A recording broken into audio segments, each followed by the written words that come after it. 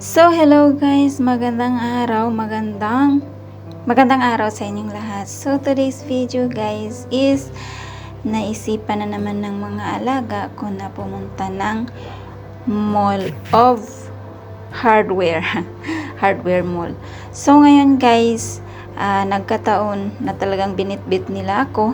Syempre, pag ganitong labasan na pumunta ng mall, hindi talaga maiwasang hindi ako nila bitbitin kasi nga walang magbibitbit sa mga dala nila, no? So ganito ang buhay natin bilang isang kasambahay, abroad man or mapa Pilipinas. Pag nasa trabaho, magtatrabaho tayo sa bahay, ganito talaga ang ginagawa. So ayun, no, mali pala yung pagkatawag ko doon sa mall.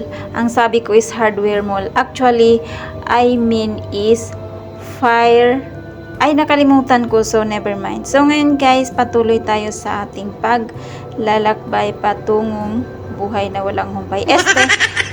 Patungo sa warehouse mall pala guys. So ayun, nakalimutan ko tuloy yung warehouse mall. So ayan guys, no, ang ganda diba ng gusali na yan kasi iba-ibang kulay ng light na nakasabit. Ayan, tingnan nyo guys, para siyang nagre-rainbow-rainbowhan, no? Diba maganda?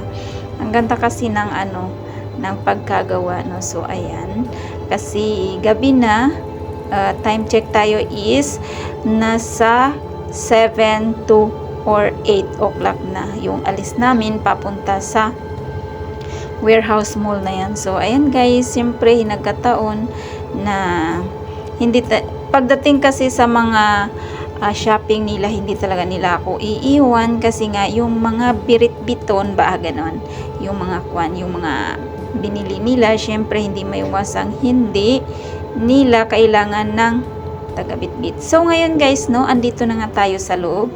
So ayan, nandyan na kami sa loob, papasok na kami ayan, nakapasok na pala. Naku po, so ayan, no, yung tatlong mahadera, yung tatlong bruhita, charot.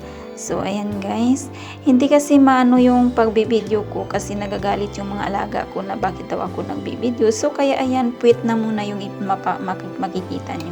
So ayan, sasakay na nga tayo ng elevator. Oh, ayan, tinago ko na tuloy guys.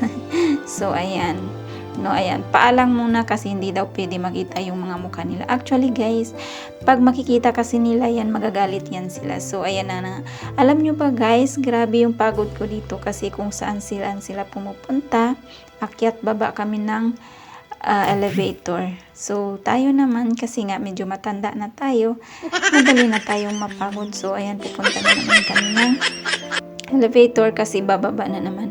As in, nakakapagod. So kaya ayan, no, nakaw video. Alam nyo ba guys, nagnakaw video lang ako niyan kasi yung mga alaga ko is binabantayan ako. Sabi nila, bakit daw ako nagkukuha ng video, para saan nga ba daw? Sabi ko, wala na kayo doon, sabi ko ganun.